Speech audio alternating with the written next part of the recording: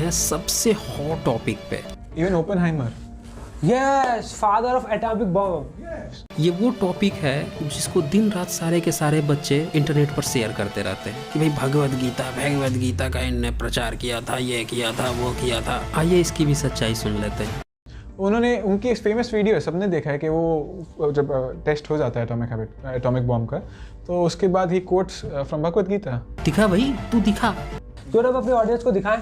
आज हम बैठे हैं ये देखने के लिए। आज बची कुछ ही सारी खाल खींच देंगे इस क्लिप की। सुना।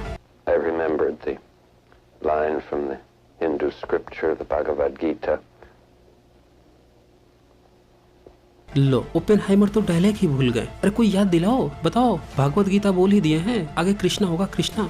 Vishnu, Vishnu, Vishnu. क्या Vishnu?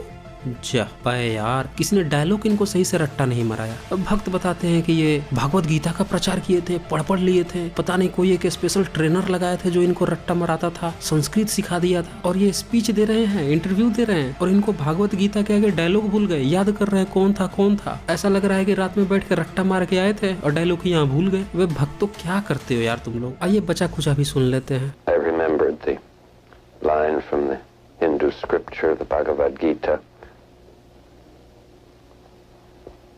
Vishnu is trying to persuade the prince that he should do his duty, and to impress him takes on his multi-armed form and says, "Now I am become death, the destroyer of worlds." बस, और ये दोनों भक्त इसी पे उछल रहे थे।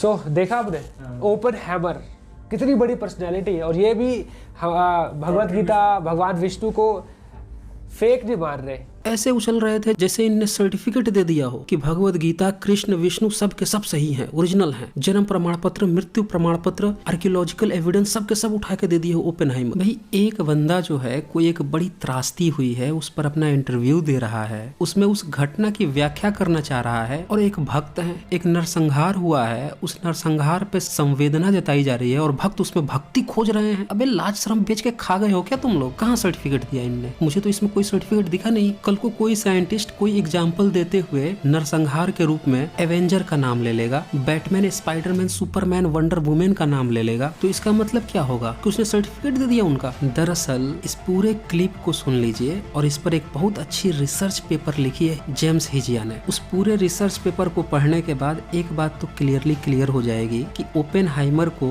यहाँ गीता से या कृष्ण से या विष्णु से कोई खास इंटरेस्ट है ही नहीं। उन्हें तो इतना भी नहीं पता कि गीता में विष्णु है या कृष्ण है। उनका कॉन्टेक्स्ट है उस घटना पे संवेदना व्यक्त करना। और उससे भी खास बात यह है कि ये जो क्लिप दिखा के प्रचारित करते रहते हैं, ये 1980 की क्लिप है। अब मूवी का नाम है डे आफ्टर ट्रिनिटी, उसका ये क्लिप है। उसी को ये दिन रात घुमाते रहते हैं, ऐसे जैसे 1945 में जो 6 अगस्त और 9 अगस्त को लिटिल बॉय और फैट बॉय बम गिराया गया था नागासाकी, हिरोशिमा पर, उसके बाद ही उन्होंने इंटरव्यू दिया हो। इतनी बड़ी फेक न्यूज ये चलाते हैं। उसी फेक न्यूज को ये अब तक अपडेट नहीं हुए, और ये चुन्नू मुन्नू यहाँ बैठ के समझा रहे हैं, बिना रिसर्च के ये वीडियो बनाते हैं। खुद कितना रिसर्च किए हैं ये देख लीजिए। जेम्स ए हिजिया ने जो रिसर्च पेपर लिखा है, उसके फर्स्ट पेज पे ही यह क्लियरली मेंशन किया है कि 1965 में एक टेलीविजन डॉक्यूमेंट्री बन रही थी, उसी में शूटिंग किया गया, जो कि वो जो घटना हुई थी बम ब्लास्ट की, उसके 20 साल बाद की घटना है, और उसी में जे रॉबर्ट ओपेनहाइमर को ये क्लिप उसमें शूट किया गया। तब उन्होंने ये चीज बोली थी,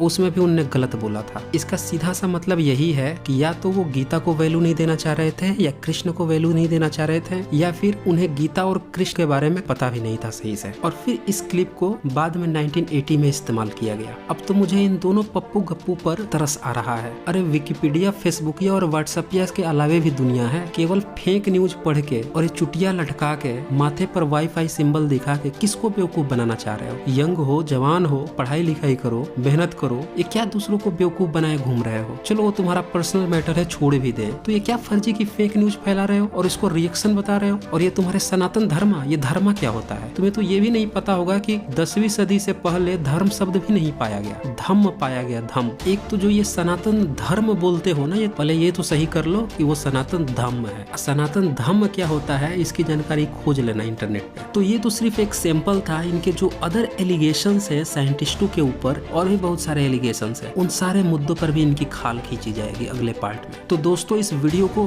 भारत के हर बच्चे तक पहुंचाएं ताकि हर बच्चा जान सके कि विज्ञान और वैज्ञानिक बनने के लिए चुटिया लटकाने और माथे पर वाईफाई सिंबल लगाने की जरूरत कतई नहीं है। स्कूल जाना जरूरी है, पढ़ाई लिखाई करना जरूरी है और रेशनल विचारधारा अपनाना जरूरी है, और इसके लिए साइंटिफिक टेम्पर होना सबसे ज्यादा जरूरी है। तो आज बस इतना ही।